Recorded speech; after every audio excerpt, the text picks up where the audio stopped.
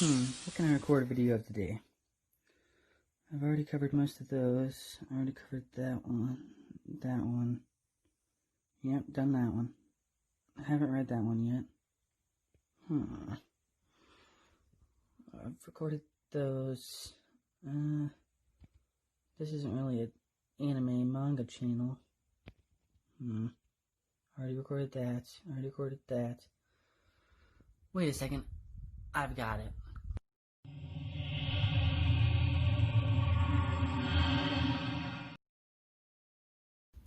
Hello.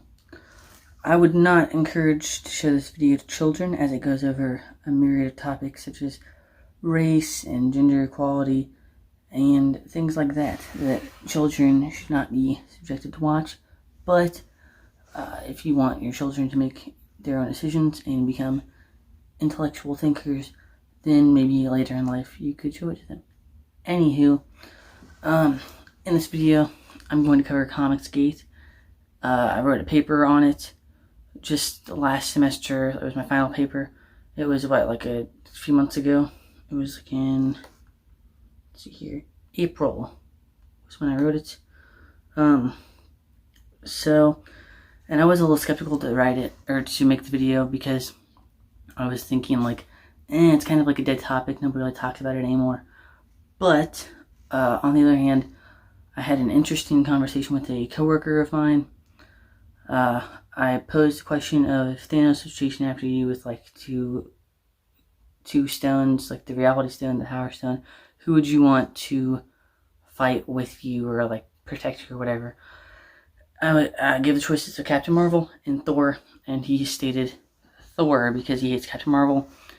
And then he's like, what did you think? Like, did you see the movie? I'm like, yeah, I thought it was fine. It wasn't great, but it was whatever. He's like, that's what happens when you make a movie about feminism. I'm like, okay, that's weird. And I am sorry if you follow me on Instagram and you've seen this video before. I posted a video of me discussing this. But,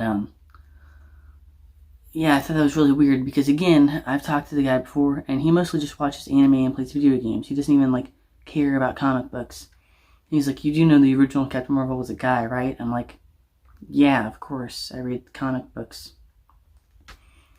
And he's like, what just changes the comic books if you make him a girl? It's like, okay, like, whatever. But, again, that's a interesting topic, because, like, if you are so concerned about comic book history and changing the comics and keeping it true to the comics, then let's talk about that, shall we? Firstly, if we are going to take Captain Marvel and make it like the actual comic books, then okay, you make it a guy and you give him his own movie, whatever. But then he has to die, because again, that's how it was in the comics. He has to die, otherwise Carol Danvers won't be Captain Marvel. So we have Captain Marvel, and he dies. He has to die from cancer. But I would wager to say that most general movie-going audiences would laugh in your face if you proposed a script like that. Like, oh, I got cancer and I died. Like, it doesn't seem very heroic.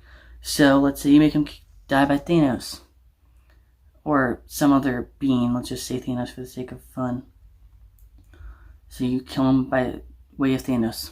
And again, that still changes the comic books. So, I mean, either way, you're changing the comic book lore. And again, like, it's based off the 2012 comic arc. So, I mean, like, you can't even argue with, especially not a guy that runs a comic book YouTube channel, that it changes the comic books when all you do is watch anime. Like, I don't know why he thought that was a decent argument to make when he's talking to me, but I let it slide and just, like, went on about my day. And then also I did have a disagreement with, like, a college professor, teacher, whatever you want to call him, I was talking to, and, because I was wearing a Green Lantern t-shirt, and he mentioned, like, oh, you like comic books? I'm like, yeah. And he's like, I used to read a lot of comic books too, and it's like, did you hear about the new Green Lantern movie they're making? I'm like, no, I didn't. And then he's like, I heard they're making him gay, and it's just, I don't like that because it changes the comic books or whatever. Like, I mean, like, I guess if it's Alan Scott, but that would be kind of weird.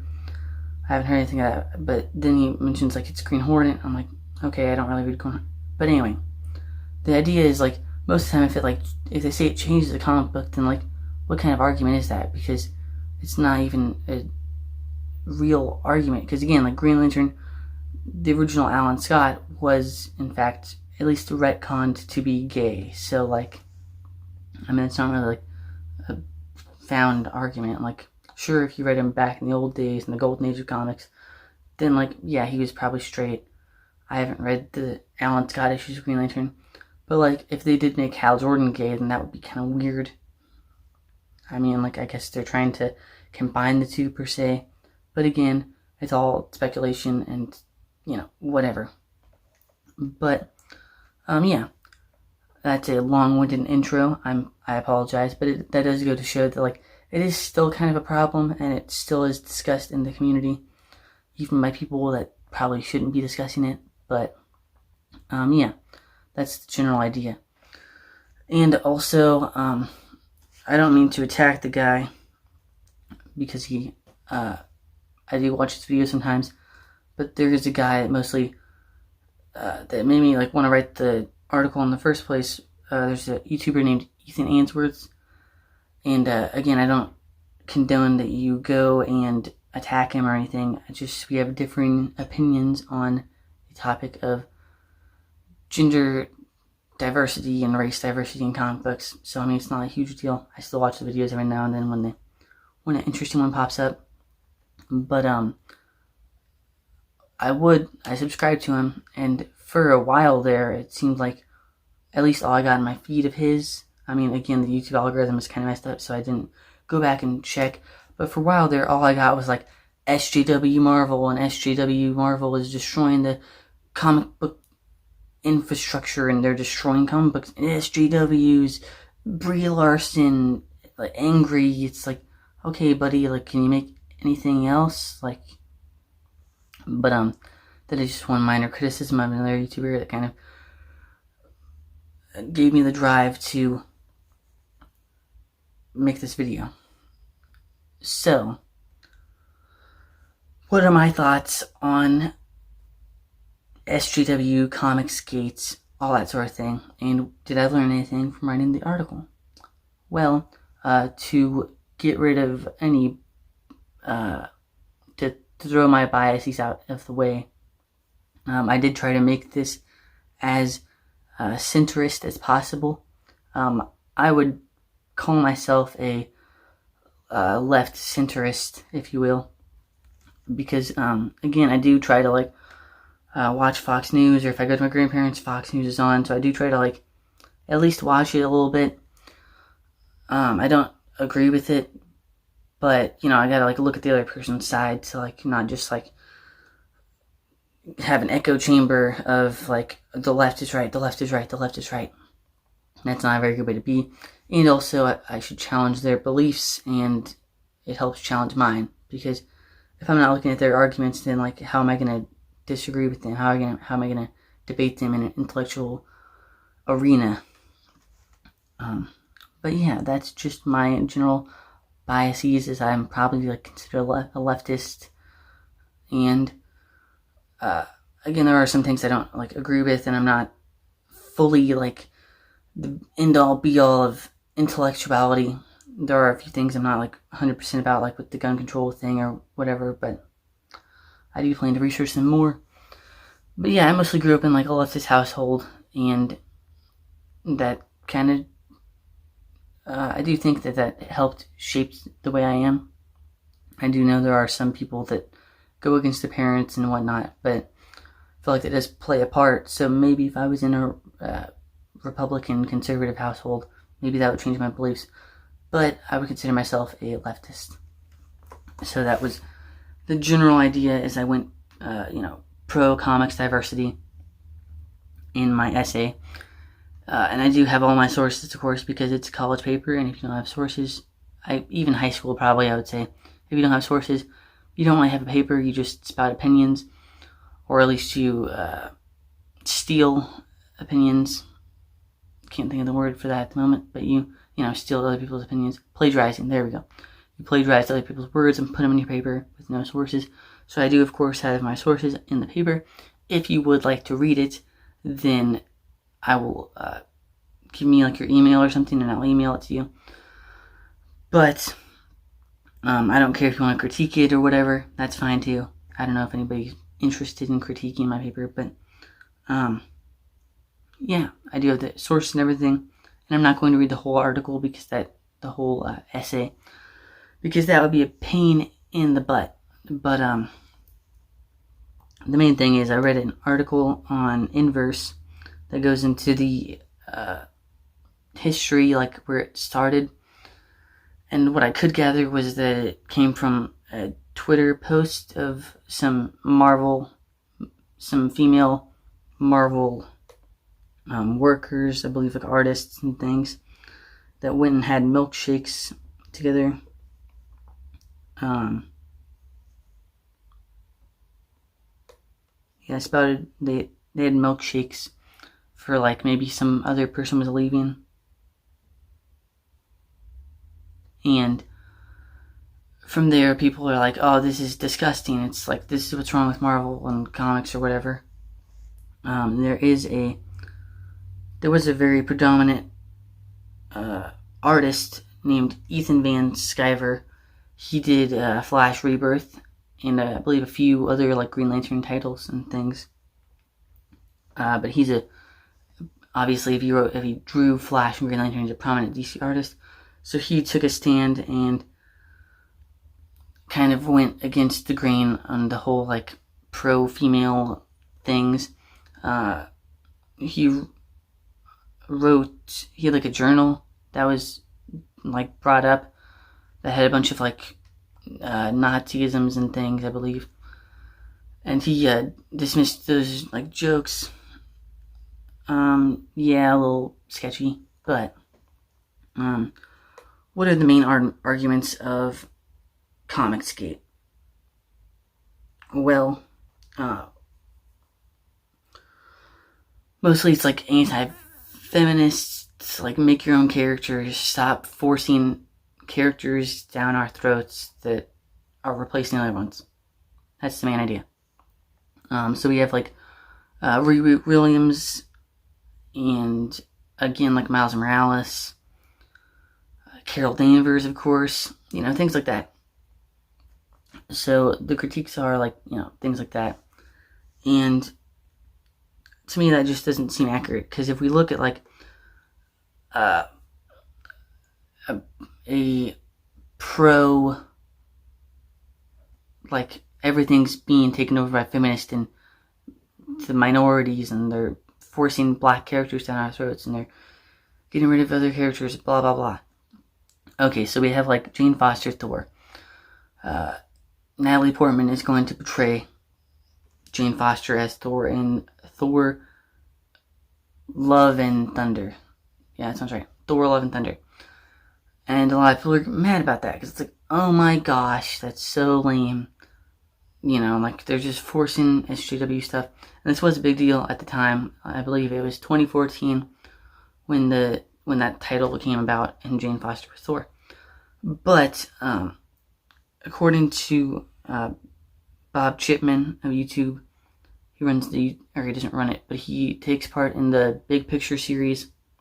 He's the creator of The Big Picture on YouTube, The Escapist, and he did a video on like kind of the history of Thor, not all of it, but like the general idea of Thor and like where they got the idea for the 2014 run. And I believe that came from a what if scenario where Jane Foster did find Thor's hammer and became the God of Thunder.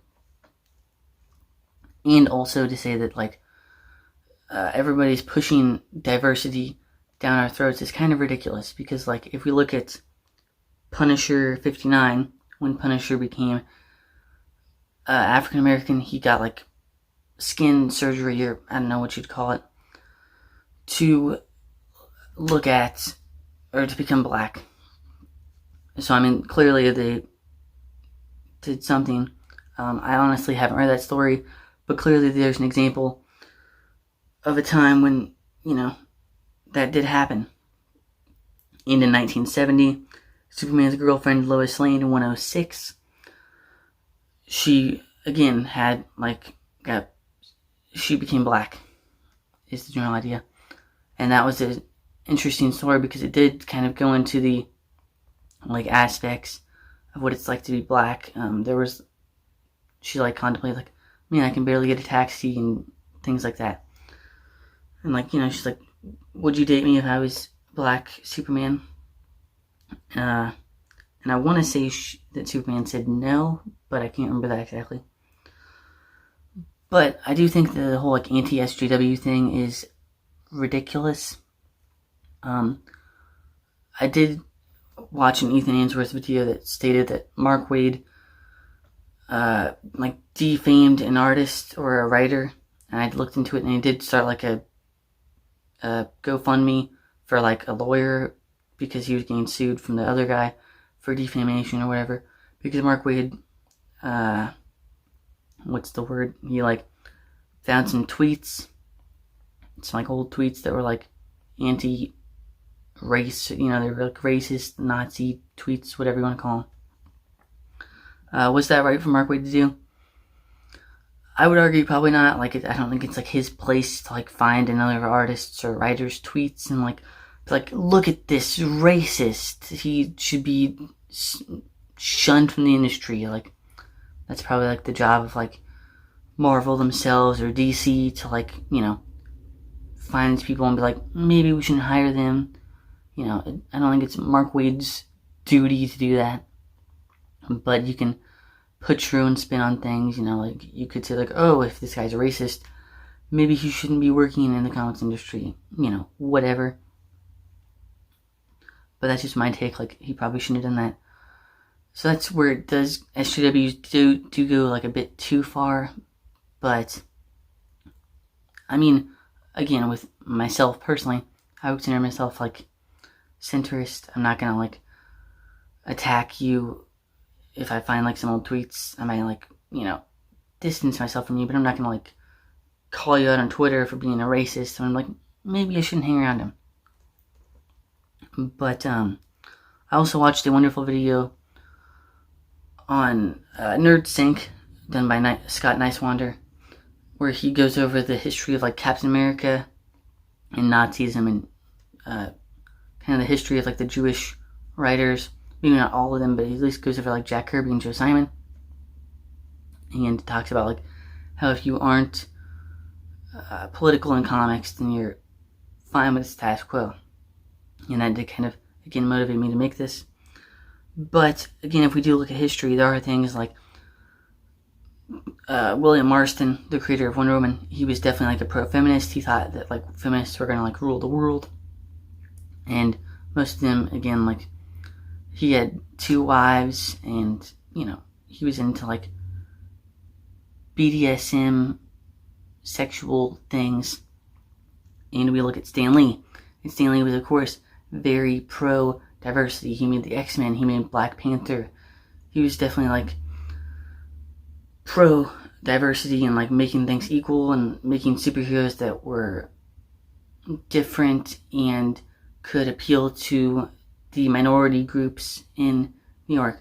That's the thing, is to say that Marvel is making crazy decisions like this is weird, and it doesn't really go with the history of Marvel at all. They're forcing these characters down our throats. Really, I mean, they've been doing it all along. They've made Stan Lee's whole thing was to make relatable characters that he liked and he wrote for himself. Is his common, if you go to interviews, you'll see he said that. He always added New York. He added real locations. That's the thing that kind of generally separates Marvel comics from DC. It's because DC has Gotham, Metropolis, Themyscira. They're all about gods living amongst men. But this is about, men living amongst men. Iron Man had his chest arc reactor that gave him heart problems. Again, the thing had to deal with his skin issues, to put it lightly. He had to deal with, like, never becoming Ben Grimm again. We had Black Panther, of course, Luke Cage, again, the X-Men. Daredevil was a blind superhero. There's plenty of examples in Marvel Comics that go for pro-diversity. And again, most of the writers in comics, I would venture to say, were Jewish, and the artists like Jack Kirby, Joe Simon, Jerry Siegel and Joe Shuster, sorry. And then in 2017 also we had Iceman come out as gay. Again, that took a character that was generally considered straight. I haven't really read much of his stories or many of those types of stories, but I believe he's like kissed women and everything.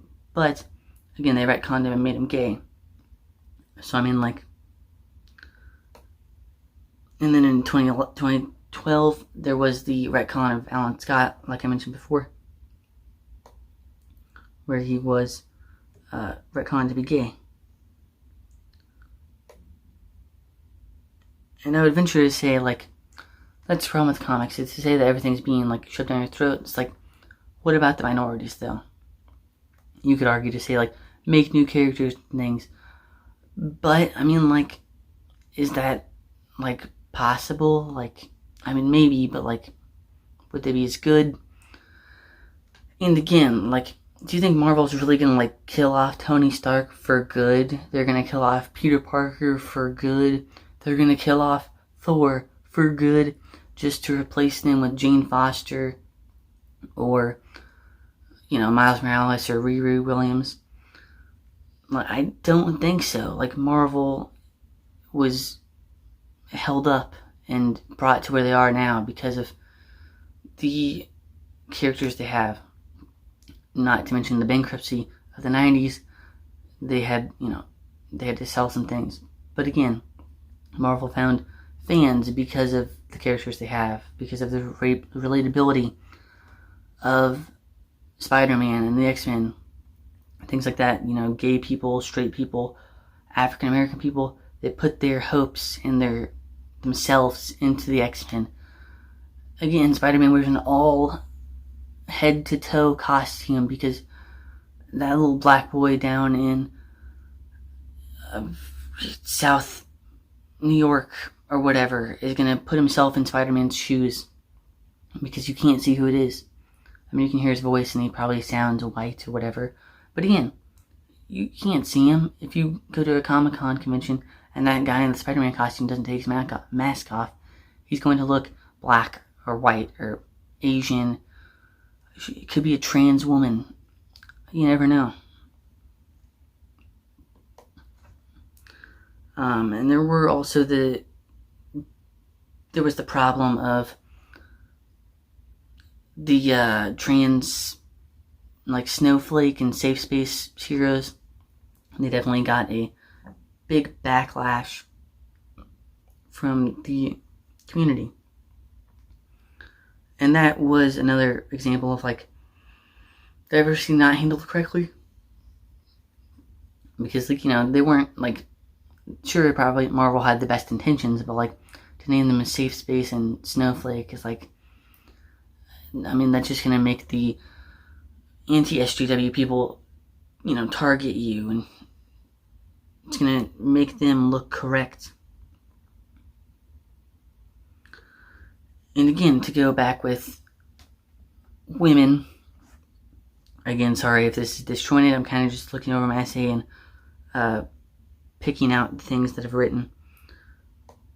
But if we go back, there was the time where Kyle Rayner's girlfriend got killed and put it on fridge. And that was when, that was enough. I believe it was, I could be incorrect, but I believe it was Gail Simone that made women in fridges and decided that women shouldn't be just used as cannon fodder per se for the male superheroes in the community. So, obviously there's a problem, and there was video made by Mr. Sunday Movies who I will probably put some pictures at the end of the video of the list of like 90 some, can't remember the exact number, but there's a lot of female superheroes or women, girls, friends to heroes that were killed off. You know, there's Gwen Stacy, there's Karen Page, just to name a few. But again, I'll put the list in the end. I have screenshotted their video. But yeah, there are plenty of like legacy heroes like She-Hulk, Spider-Woman, and Spider-Girl, you know, Batgirl, Supergirl, things like that, where it's a male superhero and they take the title and they just put it on a girl. So what's the difference between Ironheart or like Spider-Man where it's Miles Morales? I guess Miles Morales is kind of an exception because he has been kind of accepted in the mainstream and everything. But, you know, those are just a few examples. And that's my take on SJW Comicsgate. That's like a little brief history. Again, if you want to read the actual article, you can email me. And there will be my the screenshots of the many female superheroes and girlfriends that have been killed off or put to the back burner for the male superhero. And again, there have been like Power Girl. Again, she's mostly sexualized for the boob window. But yeah, I do think that if we look at the history of superheroes, that at least like Marvel and in some cases DC, with like Wonder Woman and things, comics have always been for minorities. They've been made by minorities, Jewish writers, feminist female superhero creators. They've been made for minorities. So, I mean, why can we not have minorities now? Why is that suddenly a bad thing? Anyway, that's my take on it. Hopefully you enjoyed this video. If you want to disagree with me in the comments down below, let me know. And I'll see you in the next video. Peace and keep